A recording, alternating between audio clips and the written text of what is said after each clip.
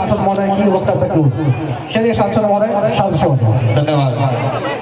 सभी को जय जोहार। बुढ़ाल पेंता, बुढ़ाल पेंता, जिम्मेदारी आना, जिम्मेदारी जाना। आप सभी को तह दिल से सेवा जोहार। आज राजस्थान से नागांव, बस्तर, छत्तीसगढ़ 1,500 किलोमीटर दूर से आपने मुझे दिल से आमंत्रित किया और मुझे आने का सौभाग्य मिला। और आप सबका जो प्रेम, आप सबका जो स्नेह, आप सबके अंदर की भावना ने हमारा दिल जीता है। बरवा समाज समिति के द्वारा ठाकुर जोहार ने कार्यक्रम हमारे आदिवासी समुदाय के पुरखों द्वारा इस फली त्योहार को पूरे देश के अंदर मनाया जाता है। कि अलग अलग के अंदर अलग अलग प्रकार, अलग अलग नामोदी दिया, लेकिन ये जो फली त्योहार, इसके बारे में जैसे मैंने समझा, मुझे मेरे इलाके के अंदर हम समूह से आते हैं, आदिवासी समाज का डीएनए, और ये आदिवासी समाज का डीएनए होने की वजह से आदिवासी, और यही आदिवासियत आज आपके बीच में खिंच साथियों, मंच पे विराजमान हमारे समस्त आदिवासी समाज के समस्त सामाजिक संगठनों के पदाधिकारी और हमारे बीच में यहाँ के स्थानीय सांसद महोदय, स्थानीय विधायक महोदय भी आए थे, उनका भी मेरी ओर से तहे दिल से सेवा जोहार करना चाहूंगा। साथियों, आप सबके दिमाग में कई प्रकार के सवाल होंगे। कई दिनों से प्रचार प्रसार चल रहा था कि राजस्थान से राजकुमार सांसद है, यहाँ पर आए। मुझे इस काबिल बनाने के लिए हमारा डूंगरपुर राजस्थान की जनता ने रात दिन मेहनत करके मुझे सांसद बना के दिल्ली के अंदर भेजा और ये उम्मीद की है कि उस क्षेत्र का प्रतिनिधित्व कर रहे हैं, लेकिन पूरे देश के दलितों का भी प्रतिनिधित्व दिल्ली में करना है। ये जिम्मेदारी मुझे दी गई और उसी अपनत्व की वजह से आज आपने मुझे आमंत्रित किया। साथियों, मैं इस इलाके में पहले आया था, एक बार भी देखा था, और मैं मेरे पूर्व विधानसभा क्षेत्र की जनता को भी धन्यवाद देना चाहता हूं, जिस जनता ने मुझे 2 बार विधायक बनाया और वो भी राजस्थान के अंदर हाईएस्ट मतों से जिता के भेजा था। और अब दूसरी बार मुझे सांसद बनने का अवसर मिला। 2 बार विधायक, 1 बार सांसद बना, जनता ने बनाया। अगर मैं आदिवासी समाज का सर्टिफिकेट नहीं लगाता तो सिर्फ मुझे सांसद बनने का, विधायक बनने का अवसर नहीं मिलता। मेरे पास कितनी भी बड़ी ताकत होती, भले धनबल होता, बाहुबल होता, कुछ होता, मेरे पास आदिवासी समाज का सर्टिफिकेट नहीं होता तो मुझे सांसद बनने का अवसर नहीं मिलता और मैं सांसद नहीं बनता। शायद आप मुझे यहाँ पर बुला के आमंत्रित करके मान सम्मान नहीं देते। साथियों, जो कार्यक्रम है ठाकुर जोहार ने हमारे पूर्वजों को, हमारे तो हम पूछ के नई फसल आती है, इसके बाद हमारे गतिविधि और उस फसल का हम हमारे जीवन में खान पान में उपयोग में लेते हैं। मैं पूर्व वक्ताओं का भाषण सुन रहा था और कल से आया, तब से मैं यहाँ के लोगों की मनोस्थिति जो से वाले समझ रहा था। साधु विदेश पहचाना जाता है। इस देश के प्रधानमंत्री महोदय, हमारे राष्ट्रपति महोदय तो जो मंच पे बुलाया जाता है, मंच पे बुलाने से पहले क्या कहा जाता है कि ये उस देश के प्रधानमंत्री या राष्ट्रपति महोदय जाता है, क्या संबोधन दिया जाता है कि ये इस देश के प्रधानमंत्री, देश के राष्ट्रपति महोदय है, जिस देश को महा जाता है, उस देश के भव कहा जाता है, मतलब मेहमान के बराबर होता है, ये कहा जाता है। इससे हमारे ये संबोधन दिया है, ये संबोधन दिया जाता है। भारत देश में विविधता होने के बावजूद, अनेक धर्म, अनेक संस्कृति, अनेक जाति रहने के बावजूद भारत देश के अंदर एक हमारे अंतरिम महोदय को विदेश दिया जाता है। साथियों, अतिथि देवो भव हम सरकार कार्यालयों में देते हैं, सरकार गाड़ियों के लिए देते हैं, सरकार के बड़े पोस्टरों में लिखा रहता है अतिथि देवो भव। मतलब हमारे गांव में, हमारे जिले में, हमारे देश में मेहमान को भगवान के बराबर मानता है। लेकिन ये शब्द ओनली फॉर आदिवासी इलाके के अंदर वर्तमान में स्थापित है, आदिवासी समुदाय में ही स्थापित है, क्योंकि आदिवासी समुदाय के अंदर किसी भी कोई भी अज्ञात व्यक्ति अनजान व्यक्ति चलाएगा, उसको मान सम्मान बिठाया जाएगा, पानी पिलाया जाएगा, चाय पिलाई जाएगी, भले पहचान नहीं हो, इसके बावजूद पूछा जाएगा कहां से, अगर पहचान में नहीं है। यही बात शहर में जाएंगे, अनजान व्यक्ति जाए, दरवाजे पे रोक लिया जाएगा, कौन हो, किस लिए आए हो, ये पूछा के बाद उसको प्रवेश दिया। तो अतिथि देवो भव शब्द है, तो आदिवासी समुदाय की बात, और आदिवासी के अंदर जिस तरह से एक देवो भव शब्द के संबोधन मिला, तो ये अतिथि देवो भव आदिवासी समुदाय की संस्कृति से निकला हुआ देश का एक मजबूत के रूप में किया जाता है। साथियों, एक सवाल आप इधर भी है, में भी है, लेकिन आप यहाँ पर क्यों बुलाया और मैं यहाँ पर क्यों आया, ये सवाल है। मैं जो समझता हूं कि मैं जो सांसद के रूप में हूं, लेकिन मैं ये समझता हूं कि मुझे जिस समाज सर्टिफिकेट लगा के मुझे सांसद बनाया गया है, वो समाज का कर्ज उतारना है, ये सोच रात मेहनत करता हूं, काम करता हूं, इसीलिए आप मुझे यहाँ बुलाया। साथियों, हमारे समाज आजादी से पहले अंग्रेजों से लड़े, राजा रजवाड़ों से लड़े, मुगलों से लड़े। अगर आजादी के पिता देते हैं तो इस देश में सबसे ज्यादा अगर कोई सिपा है तो समुदाय का व्यक्ति शहीद हुआ है। भारत देश को आजाद कराने में अगर सबसे ज्यादा किसी का खून बहा है तो वो आदिवासी समुदाय का है, हमारे पूर्वजों का है। लेकिन कई किताबों में, कई घटनाओं में घोड़ लाइन में हमारा क्या आजादी के बाद का अगर देखें, इस देश में अगर प्रतिदिन अत्याचार इस देश में होता है तो सबसे ज्यादा अत्याचार और सबसे ज्यादा विस्तार हो तो आदिवासी समुदाय का हो रहा है। आज की तारीख, भाई वो छत्तीसगढ़ में हो, भाई वो झारखंड में हो, लेकिन तो सबसे ज्यादा आदिवासी समुदाय का। ये जो केस पकड़ाया गया, मुझे हमारे आयोजक कमेटी ने बताया कि इन मुद्दों पे बात करना है। साथियों, हमारी जो संस्कृति है, परंपरा है, हमारी है, अगर वो आइडेंटिटी नहीं रहेगी तो हमारी पहचान खो जाएगी, और पहचान हो जाएगी प्रमाण पत्र मिलना भी मुश्किल हो जाएगा, और प्रमाण पत्र मिलना हो गया तो हम अधिकारी नेता बनना भी मुश्किल हो जाएगा।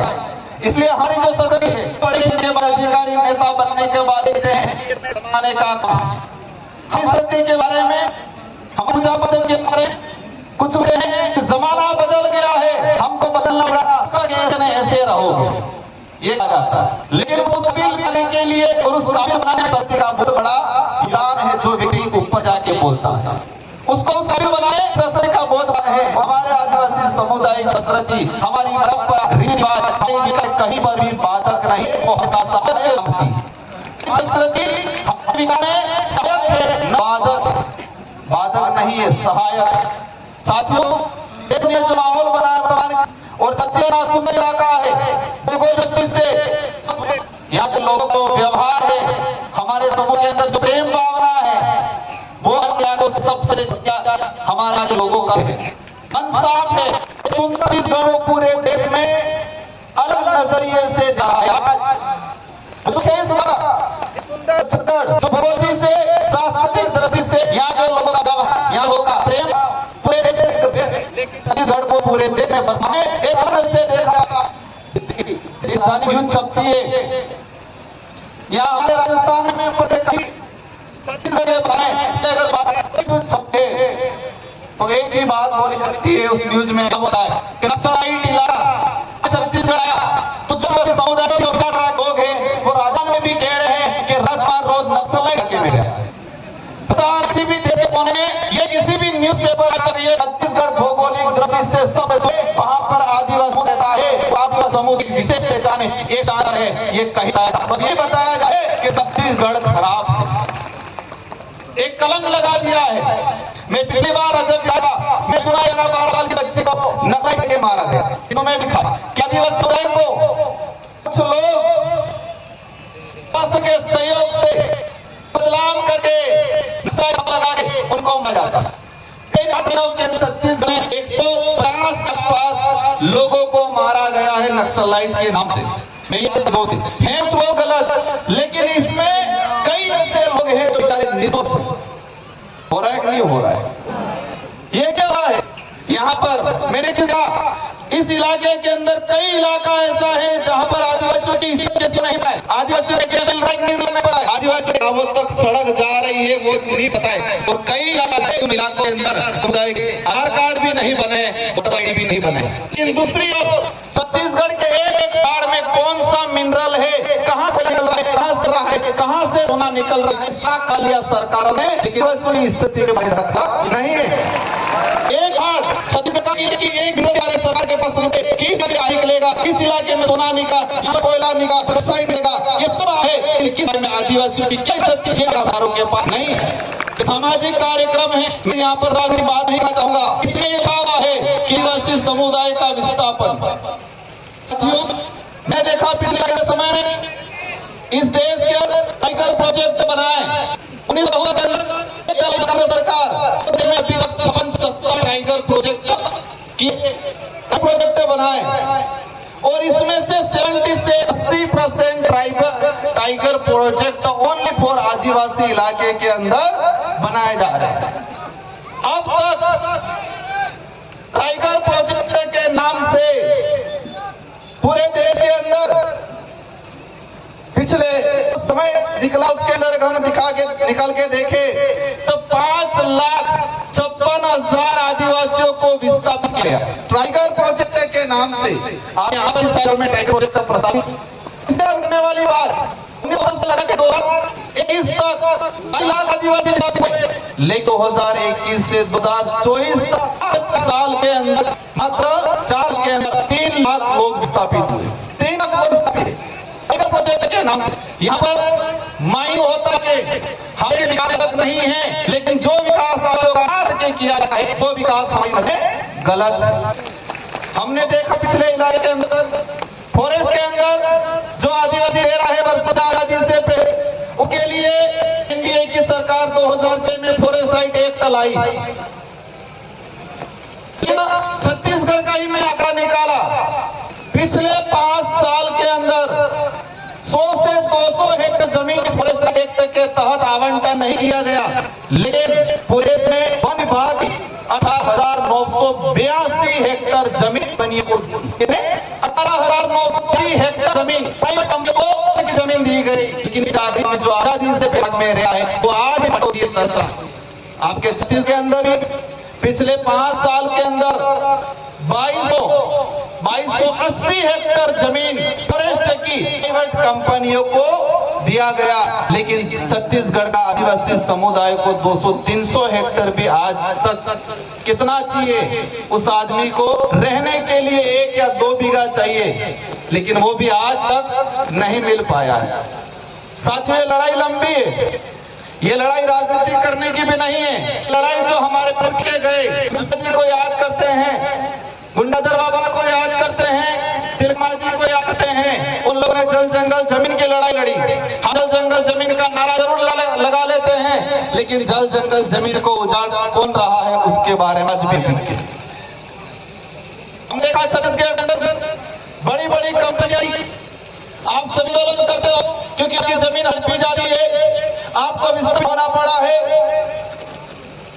एक रिसर्च कंपनी का डाटा आया कि देश के अंदर जो आदिवासी समुदाय है इसमें 70% आदिवासी अपने जीवन काल एक बार विस्थापित होता है।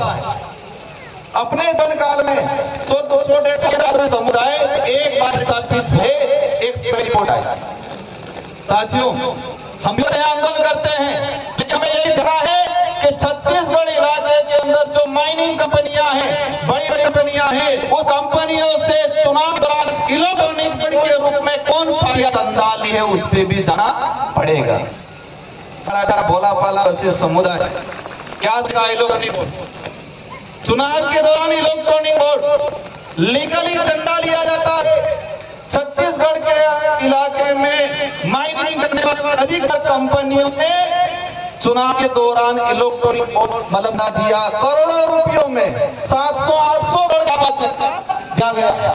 अभी हमारा भोला भाला समाज कैसे समझे? नारायणपुर के अंदर मैं आया, मुझे जानकारी मिली, मैंने न्यूज़पेपर में पढ़ा था।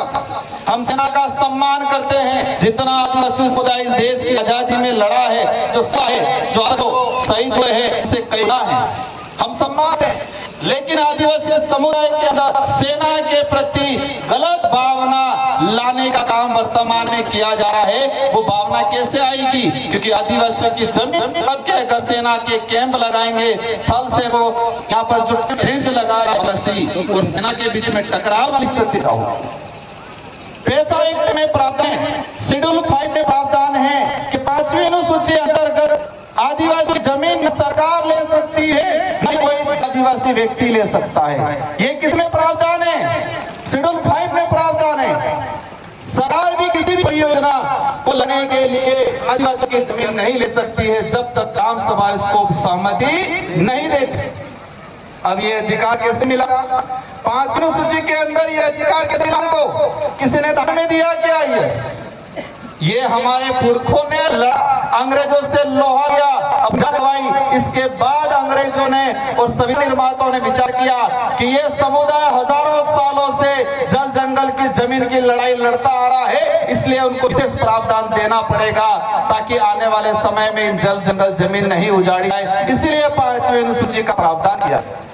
लेकिन आज ये नहीं हो रहा है, पैसा एक्ट की पालना नहीं हो रही है, शेड्यूल 5 के प्रावधानों की पालना नहीं हो रही है। बिना सहमति के हर जगह पे मैं हंसदेव विधायक था, वहां पर जाके देखा फर्जी ग्राम सभा दिया गया, सरपंच को ग्राम पंचायत को पता ही नहीं है, फर्जी ग्राम सभा बना दिया गया। इस तरह की गतिविधियां हो रही है। इस मंच पे विराजमान सामाजिक संगठन और सभी पार्टियों के पदाधिकारियों से मेरा अनुरोध है कि हम जिस समाज का सर्टिफिकेट लगा के टेबल तक आए हैं उसका कर्ज अदा करने का आपको काम करना है। हमारे समय हम चाहते हैं हमारे देश का विकास हो, हम भी चाहते हैं हमारा देश विश्व में सबसे बड़ी ताकतवर शक्ति बने, लेकिन आदिवासियों को खत्म करके उसको ताकतवर शक्ति नहीं बना सकते हम। साथियों, लंबे समय से हमारे इस इलाके के अंदर देखा गया है फर्जी प्रमाण पत्र वाला। कुछ लोग आदिवासियों से नफरत करते हैं, लेकिन रिजर्वेशन का लाभ लेने के लिए फर्जी प्रमाण पत्र पूरे देश में बनाए जा रहे हैं। आपके बस्तर में भी बनाए जाते होंगे, छत्तीसगढ़ में भी बनाए जा रहे हैं, पूरे राज्य में बनाए जा रहे हैं। साथियों, ये प्रमाण पत्र क्यों मिला हमें? अरे यहाँ पाल पे हमारे कहीं लिखा नहीं, आप आदिवासी कहीं लिखा हुआ है क्या? एक तो डीएनए से पता चलेगा, दूसरा संस्कृति से पता चलेगा, कल्चर से पता चलेगा, पूजा पद्धति से पता चलेगा। लेकिन धीरे धीरे देश के अंदर हम देख रहे हैं कि हमारी संस्कृति पे कलम चढ़ाने का काम हो रहा है, हमारी पूजा पद्धति पे कलम चढ़ाने का काम हो रहा है। और धीरे धीरे हम पढ़े लिखे कई लोग संस्कृति को भूलने की बात भी किया जाता है। साथियों, एक लंबे समय से एक जंग छिड़ी रहती है पूरे देश के अंदर। मैं सांसद बन के गया और मैंने संसद के अंदर बोला कि आदिवासी समुदाय धर्म पूर्वी समुदाय, हमारे संचालक महोदय कहते थे यहाँ पर हमें ये राजनीतिक मंच नहीं है, ना ही ये धार्मिक मंच है, लेकिन ये ज्ञापन दिया उसमें मुझे लिख के दिया गया कि आदिवासी धर्म कोड लागू करने पर। इस ज्ञापन में दिया गया है कि आदिवासी धर्म कोड जारी किया जाए। जब इस बात काफी भूचाल आता है तो किसी भी धर्म से मेल नहीं खाती, इसीलिए अपनी आइडेंटिटी को लेके पूरा देश का आदिवासियों का अलग से धर्म कोड की मांग कर रहे हैं। क्या इस बात पर आप सभी सहमत हो? पक्का? कौन सहमत, कौन नहीं है? सब सहमत है। हम ये कहते हैं कि हमारा बाप, हमारे खुद के बाप की बात करते हैं तो दूसरों को दिक्कत थोड़ी होनी चाहिए क्या? एक जन चुनी पूरे देश के अंदर, हम किसी भी धर्म के विरोधी नहीं है, हम किसी भी धर्म के विरोधी नहीं है, लेकिन आदिवासियों की अपनी परंपरा, अपनी आइडेंटिटी को बचाना हमारी जिम्मेदारी है। और उसमें जब भी बात करते हैं, मैंने संसद के अंदर भी कहा था कि आदिवासी समुदाय न ईसाई है, न सिख है, न बौद्ध है, आदिवासी है। हमें आदिवासी की संस्कृति, हमारी आइडेंटिटी को बरकरार रखना है। आप सभी के साथ से हमारी लड़ाई धर्म की भी एक बात ये भी समझना है, हमारी लड़ाई हमारी संस्कृति बचाने की है। हमारी लड़ाई हमारा इतिहास को, वास्तविक इतिहास को आने वाली पीढ़ी को बताने की है। हमारी लड़ाई रिजर्वेशन की है, हमारी लड़ाई जंगल जमीन की है, हमारी लड़ाई आइडेंटिटी बचाने की है। लेकिन धर्म की बात इसलिए बार बार छेड़ी जाती है, इस देश के अंदर हमने देखा कि आदिवासी समुदाय कई इलाके में ईसाई भी बना हुआ है। कई इलाकों में आदिवासी समुदाय, महाराष्ट्र का कुछ इलाका उधर मुस्लिम भी बना हुआ है, कुछ इलाकों में आदिवासी समुदाय हिंदू भी बना हुआ है, कुछ इलाकों में आदिवासी समुदाय सिख भी बना हुआ है। इस देश के प्रत्येक कोने में, हर इलाके में आदिवासी समुदाय है, लेकिन अलग अलग धर्मों में बटा हुआ है।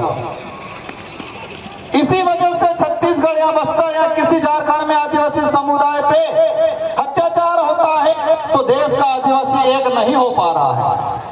हम देखते हैं मणिपुर के अंदर भारत का हिस्सा है, मैतेई समुदाय और कुकी समुदाय, दोनों समुदाय आदिवासी है, लेकिन दोनों का धर्म अलग अलग है। और धर्म की लड़ाई वो ऐसे मरे हैं, ऐसे लड़े हैं कि आपस में अपने एक दूसरे को काट रहे हैं। इसलिए हम कहते हैं कि आदिवासियों की अपना अलग से धर्म व्यवस्था होनी चाहिए। कोई किसी को कुछ मानना है माने, हमें कोई दिक्कत नहीं, जिसको जो मानना है। इस देश का संविधान ऐसे हर व्यक्ति को अपने हिसाब से धर्म मानने का अधिकार देता है। और इस देश का पहला उदाहरण भीमराव अंबेडकर जी, अपन सब जानते हैं, संविधान निर्माता। उन्होंने अक्टूबर 1956 में 4 लाख लोगों के साथ बौद्ध धर्म अपनाया। कौन सा धर्म अपनाया? बौद्ध धर्म। क्योंकि संविधान राइट देता है कि हर व्यक्ति को हिसाब से मानना है। लेकिन यह सच्चाई है कि आदिवासी समुदाय की अपनी धर्म परंपरा, अपनी पूजा पद्धति अनेक धर्मों से अलग है और सभी धर्मों से पहले है। जिन धर्मों का निर्माण ही नहीं हुआ उस समय से आदिवासी समुदाय अपनी पूजा पद्धति करते हैं।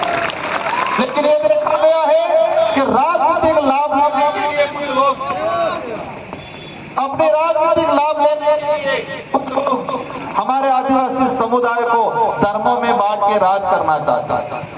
साथियों, मैं कई बार बोलता हूं कि आदमी एक तो शरीर से विकलांग होता है, अपने हाथ पैर से। अगर हाथ पैर से विकलांग अपन को दिखता है कि इसका हाथ टूटा हुआ है, इसका पैर टूटा हुआ है, लेकिन इस देश में कुछ विचारधारा ऐसी है जो इंसान को दिमाग से विकलांग बनाने का काम। मेरी बात को समझे होंगे आप। इस देश में कुछ विचारधारा ऐसी है जो हमारे समुदाय के कुछ लोगों को दिमागी रूप से, मानसिक रूप से विकलांग बनाने का काम करते हैं। हम आंखों से अंधा है उसको कह सकते हैं, आगे खड्डा है वो अपनी बात मान लेगा, लेकिन जो दिमाग से अंधा है उसको कहेंगे आगे खड्डा है तो वो अपन से लड़ने के लिए आएगा। और यही हो रहा है। आप जब अधिकारों की बात करोगे आप जो संस्कृति की बात करोगे, आप आदिवासी धर्म कोड की बात करोगे, सबसे पहले आप जो मानसिक रूप से विकलांग है वो आपके सामने आके खड़ा रहेगा, आपसे लड़ेगा। यही स्थिति पूरे देश के अंदर बनी हुई। साथियों, रिजर्वेशन की बात करें, हमें ये दिक्कत है आज तक हमारे आदिवासी इलाके के अंदर अनेक कथाएं होती है, कुछ पार्टियां भी कराती है, हमें कोई दिक्कत नहीं, लेकिन हम ये चाहते हैं कि आदिवासियों का भला चाहते हो, आदिवासियों का भला चाहते हो तो दूसरी कथाएं लगे नहीं लगे, लेकिन संविधान की कथा भी लगाया करो कभी कि आदिवासियों के क्या क्या अधिकार है वो भी बताने की बात करो। सभी प्रकार की कथाएं होती है, सभी प्रकार के आयोजन होते हैं, लेकिन मेरा एक निवेदन है कि हमें दूसरी कथा लगे नहीं लगे, लेकिन संविधान के संबंधित कथा लगाया करो और इसमें आदिवासियों के क्या अधिकार है वो भी बताने की बात किया करो। हम लोग शिक्षा की बात करते हैं, शिक्षा कितने प्रकार की है? 3 प्रकार की शिक्षा है। पहली जो हमें परिवार से और समाज से सीखने को मिलता है। किससे मिलता है? परिवार से, समाज से सीखने को मिलता है, वो पहली शिक्षा है। और दूसरी शिक्षा जो पाठ्यक्रम के माध्यम से नौकरी प्राप्त करने के लिए मिलती है शिक्षा। और तीसरे नंबर की शिक्षा जो किसी पाठ्यक्रम में नहीं पढ़ाई जाती है, वो शिक्षा है आपके संवैधानिक कई अधिकार, आपका इतिहास, आपका कल्चर, आपकी आइडेंटिटी, वो शिक्षा भी प्राप्त करने की जरूरत है। अब हमारे लोग पाठ्यक्रम वाली शिक्षा प्राप्त करके अधिकारी, कर्मचारी, नेता बन जाते हैं, लेकिन जो हमारे समाज के इतिहास जो किसी पाठ्यक्रम में नहीं दर्शाया जाता है, हमारे समाज के अधिकार जो किसी पाठ्यक्रम में नहीं दर्शाए जाते हैं। मैं जानना चाहता हूं कि छत्तीसगढ़ के अंदर पाठ्यक्रम जो है, उस पाठ्यक्रम में शेड्यूल 5 के प्रावधानों के बारे में किस किस कक्षा में पढ़ाया जा रहा है? पढ़ाया जा रहा है किसी कक्षा में? क्यों नहीं पढ़ाया जा रहा है? पेशायुक्त कानून क्यों नहीं पढ़ाया जा रहा पाठ्यक्रम में? आदिवासी समाज की बहन बेटियों पे इस देश में 100 साल तक स्तन टैक्स लगा है। क्या लगा है? स्तन टैक्स। उसको किसी पाठ्यक्रम में क्यों नहीं पढ़ाया जा रहा? आप 6000 साल पुरानी बात को पाठ्यक्रम में पढ़ा रहे हो, लेकिन 300 साल 250 साल पहले हमारी बहन बेटियों पे स्तन टैक्स के बारे में क्यों नहीं पढ़ाया जा रहा है? आजादी से कुछ समय पहले तिलका मांझी, बिरसा मुंडा के बारे में क्यों नहीं पढ़ाया जा रहा है? मैंने देखा है एनसीईआरटी के अंदर पिछले 10 सालों के अंदर आदिवासी समुदाय के इतिहास के संबंधित, आदिवासी समुदाय के अधिकार के संबंधित अगर कहीं छोटा मोटा भी था, उसको भी हटाने का काम किया है। एनसीईआरटी की 12वीं की किताब बिरसा मुंडा का इतिहास लिखा था, बिरसा मुंडा के उपदेश लिखे थे। बिरसा मुंडा ने कहा था कि आदिवासी समुदाय की पूजा पद्धति अनेक धर्मों, अन्य धर्मों से अलग है, वो किसी भी धर्म में मेल नहीं खाती। बिरसा मुंडा जी ने उपदेश दिया था। एक लेखक ने लिखा था, वो कई सालों से एनसीईआरटी में पढ़ाया जाता था, लेकिन 2024 में उसको हटा दिया गया और कहा कि आदिवासी बिरसा मुंडा जी हिंदू धर्म को अपनाना यूके के चले गए। पर वो सच्चाई नहीं था। मैं किसी धर्म का विरोधी नहीं हूं, लेकिन ये बात जरूर है कि आदिवासी समुदाय सभी धर्मों से पहले है। आदिवासी समुदाय की अपनी खुद की धार्मिक व्यवस्था है, ये सच्चाई है। हिंदू विवाह अधिनियम 1955, हिंदू उत्तराधिकार अधिनियम 1956 इसमें स्पष्ट कर रखा है कि हिंदू विवाह अधिनियम आदिवासी समुदाय पे लागू नहीं होता है। क्यों? क्योंकि आदिवासी समुदाय हिंदू नहीं है। ये मैं नहीं कह रहा हूं, ये हिंदू विवाह अधिनियम कह रहा है। सुप्रीम कोर्ट के कई जजमेंट कह रहे हैं, हाई कोर्ट के कई जजमेंट कह रहे हैं, इतिहास कह रहा है, संविधान कह रहा है कि आदिवासी समुदाय आदिवासी है, वो सभी धर्म पूर्वी समुदाय है। ये सच्चाई। साथियों, आरक्षण की बात को मैंने थोड़ा अलग वे में थोड़ा लेके परोस बताया। आरक्षण की बात करते हैं, यहाँ पर लिखा है कि आरक्षण 100% लागू किया जाए। कितना प्रतिशत? शेड्यूल एरिया के अंदर रिजर्वेशन 100% लागू किया जाए। क्या ये सच्चाई है? क्या ये संविधान में प्रावधान है? 100% रिजर्वेशन लागू होना चाहिए, ये बात आप सब कर रहे हो? मांग कर रहे हो कि नहीं कर रहे हो? कर रहे हो। क्या संविधान में इसका प्रावधान है? संविधान में प्रावधान है। शेड्यूल एरिया, शेड्यूल 5, शेड्यूल 6 में जमीन का हो, शासन प्रशासन में 100% रिजर्वेशन आदिवासियों को मिलना चाहिए, ये संविधान के अंदर है और इम्प्लीमेंट भी हुआ है कुछ इलाकों के अंदर। आंध्र प्रदेश आपका दूर नहीं है, आंध्र प्रदेश राज्य में 100% रिजर्वेशन 7 साल तक मिला। शेड्यूल एरिया की कोई भी भर्ती एक साल 1 से 1 साल 9 तक कोई भर्ती में 100% अगर 150 सीटें आई है थर्ड ग्रेड टीचर की, तो 150 ही 50 आदिवासियों से भरी जाएगी, ये प्रावधान है और आंध्र प्रदेश में 7 साल तक लागू रहा, आंध्र प्रदेश के लोगों को मिला। अगर संविधान में प्रावधान होता इसमें 7 साल तक नहीं मिलता। अब खत्म कैसे हुआ? कुछ लोग, विरोधी लोग हाई कोर्ट गए, सुप्रीम कोर्ट गए और वहां मैनेज होके वो मामला आज भी सुप्रीम कोर्ट में अटका हुआ। ये प्रावधान है, लेकिन संविधान के मंदिर की और सबसे बड़ा ग्रंथ है संविधान, उस ग्रंथ को कभी नहीं बांटा जाता है, बाकी ग्रंथ की किताबें बहुत बांटी जाती हैं। तो हमें संविधान के ग्रंथ है, उस ग्रंथ को समझना है, उस ग्रंथ को बांटना है, उसको ग्रहण करना है और उसमें हमारे क्या अधिकार हैं, उस अधिकार को समझना है। ये हम सबकी जिम्मेदारी है। हमने तो जिंदगी निकाल ली, आप सब भी निकाल लेंगे। आप भी संघर्ष कर रहे हो, हम भी संघर्ष कर रहे हैं, नेता बन के कर रहे हैं, पता नहीं कब क्या हो जाए। लेकिन हम आने वाली पीढ़ी को क्या देके जा रहे हैं? आपने आया, आपने पूजा पद्धति करवाई, हमारे पूर्वजों को आपने फूल माला पहनवाई मेरे से। क्यों पहनवाई? क्योंकि ये लोग हमारे लिए लड़ मर के गए, हमारे लिए जमीन निकाल के गए, हमारे अधिकार दिला के गए, इसलिए हम अगरबत्ती दिया पूजा पद्धति कर रहे हैं। कर रहे नहीं कर रहे? अगर इन्होंने हमारे लिए भलाई का काम नहीं किया होता तो आज हम उनकी पूजा पद्धति नहीं करते। और हम जो कर रहे हैं आज, हम आवश्यकता वाली भौतिक सुख सुविधा वाली जिंदगी जी के अधिकार खत्म करने वाले लोगों के साथ खड़े रह रहे हैं। तो आने वाले 40-50 साल बाद हमारी पीढ़ी जल जंगल जमीन से बाहर हो जाएगी, उनसे छीन लिया जाएगा, रिजर्वेशन खत्म हो जाएगा, पहचान खत्म हो जाएगी, उनकी धार्मिक व्यवस्था खत्म हो जाएगी। तब 50 साल बाद हमारी जो पीढ़ी है, हमारा अगरबत्ती दिया नहीं करेगी। वो करेगी, अपनी पूजा पद्धति करेगी, पूजा पाठ करेगी, क्योंकि हम तो हमारे अधिकार जो है वो खत्म करके जा रहे हैं। हम तो हमारी संस्कृति पे अन्य संस्कृति का कलम चढ़ा के जा रहे हैं। हम तो जो रिजर्वेशन खत्म हो रहा है उसके साथ जा रहे हैं।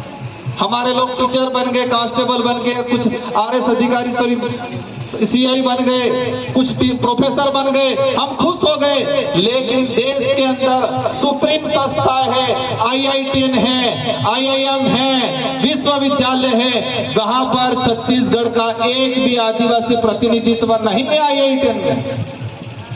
पूरे देश के आईआईटी जो है, पूरे देश के विश्वविद्यालय हैं, यहाँ पर आदिवासियों का प्रतिनिधित्व 2.5% है आज भी। अगर 100 प्रोफेसर हैं विश्वविद्यालय में तो वहां पर 2 से 3% आदिवासियों का प्रतिनिधित्व है। और उसमें भी देखा जाए तो हमारे इलाके का आदिवासियों का प्रतिनिधित्व आज भी नहीं है। इसलिए साथियों, मेरा आज आने का उद्देश्य ये है कि हमारे अंदर जागरूकता है, हम हमारे अधिकारों को पहचाने, हमारा दुश्मन कौन है उनको पहचाने, और दुश्मन से लड़ाई हमको विचारों से लड़नी है। और हमारे विचारों में इतनी ताकत है कि आने वाले समय में अवश्य पूरे देश का आदिवासी समुदाय एक मंच पे आए। संविधान में प्रावधान इसलिए कर दिया है रिजर्व सीट का, ताकि उस समाज का एमएलए एमपी जाके समाज का प्रतिनिधित्व करेगा। लेकिन आज देश के अंदर जिस समाज का सर्टिफिकेट लेके जनप्रतिनिधि जाते हैं, उस समाज के प्रति उत्तरदायित्व कम रहते हैं, उस समाज के प्रति वफादार कम रहते हैं, उस समाज के प्रति जवाबदेही कम रहते हैं। वो जवाबदेही किसके रहते हैं? हाईकमान की। वो वफादार किसके रहते हैं? वो उत्तरदायित्व किसके रहते हैं? लेकिन हमें ऐसा माहौल क्रिएट करना है, आप कहीं भी पार्टी में रहो, मुझे कोई दिक्कत नहीं, लेकिन ऐसे जनप्रतिनिधि को हमें तैयार करना है कि जो समाज के प्रति उत्तरदायित्व रहे, समाज के प्रति वफादार रहे और समाज के प्रति जवाबदेही रहे। ऐसे लोगों को हमें तैयार करने की सख्त जरूरत है। साथियों, समय काफी हो चुका है, मुझे भी जाना है, लेकिन मैं आपसे एक निवेदन करके जाना चाहूंगा। ये संस्कृति, ये आपकी ताकत है, ये बोली भाषा, हल्बी भाषा, गोंडी भाषा, ये हमारी आइडेंटिटी है। और आंदोलन छेड़ना है कि हल्बी भाषा, गोंडी भाषा को राज्य लेवल पे 8वीं सूची के अंदर केंद्र सरकार को प्रस्ताव भेजो। और मैं आपकी इस बात को, हल्बी भाषा, गोंडी भाषा, इन भाषाओं को 8वीं सूची के अंदर जोड़ने के लिए केंद्र सरकार को पत्र भी लिखूंगा और लोकसभा में हर समस्या को लेकर, आपके जल जंगल जमीन को लेके, आपके अधिकारों को लेके, आपके बोली भाषा के संरक्षण को लेके अवश्य हम लोकसभा के अंदर आपकी बात करेंगे। और मैंने एक चीज देखा है, हमारा टीचर जा रहा है स्कूल में, बच्चा तो हल्बी बोल रहा है, गोंडी बोल रहा है, और टीचर को गोंडी और हल्बी आई नहीं। बच्चा क्या पढ़ेगा? बच्चा ड्रॉप आउट हो रहा है। इसलिए सरकार से मांग करनी है, मेरी ओर से भी मदद करूंगा कि जो भी टीचर लगाया जाए, या तो अलग से पद क्रिएट जाए, ये किया जाए जो हल्बी और गोंडी भाषा को जानता हो, उस भाषा से संबंधित टीचर लगना चाहिए हमारे आदिवासी इलाके के। या जो भी आरपीएससी आपके यहाँ जो एग्जाम होते हैं, उस एग्जाम में ये किया जाए कि 5% या 10% हल्बी गोंडी भाषा के नंबर होने चाहिए। जिसको गोंडी और हल्बी आती है उसी को 10% नंबर दिया जाए, ये प्रावधान होना चाहिए। तो ही हमारी भाषा बचेगी, और भाषा बचेगी तो हमारी आइडेंटिटी बचेगी। इन्हीं शब्दों के साथ आप सबको दिल से धन्यवाद, आभार। आप सभी से अंत में यही अनुरोध है कि अब हमारे बच्चों को पढ़ाना है, हमारे बच्चों को हमारे हक अधिकार को जानने के लिए कहना है। हमें वास्तविकता की ओर ले जाना है, हमें काल्पनिकता की ओर नहीं जाना है। हमें 300 साल पुराना हमारा समाज का जो इतिहास है उसको समझना है। 6,000 साल पुराने इतिहास को समझेंगे चल जाएगा, लेकिन 500 साल पहले हमारे समुदाय के साथ जो अन्याय हुआ है उसको समझने की जरूरत है। इन्हीं शब्दों के साथ मंचासीन अतिथि, सारे हमारी नागरिक शक्ति, सारी महिलाएं, पुरुषों और सारे हमारे आदिवासी समुदाय के युवा साथियों को धन्यवाद। और एक बात अंत में कहना चाहूंगा कि हमारे अंदर आदिवासी होनी चाहिए। हम गोंड है, आप उराव हो, आप अन्य समुदाय हो, लेकिन आदिवासी के नाम से सभी को एक होने की जरूरत है। अगर देश लेवल पे हमें समुदाय को आत्मनिर्भर बनाना है तो इन्हीं शब्दों के साथ आप सबको धन्यवाद। मैं भले राजस्थान से सांसद हूँ, लेकिन छत्तीसगढ़ की, बस्तर की कोई भी बात आएगी, हम लोग राजस्थान के अंदर आंदोलन करेंगे और देश के संसद के अंदर भी आपकी बात को उठाएंगे। इन्हीं शब्दों के साथ आप सबको धन्यवाद, आभार। जय जोहर, जय भारत, जय संविधान।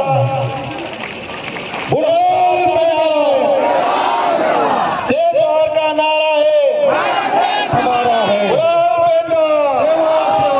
उड़ान पेंदा, आप सबको आभार।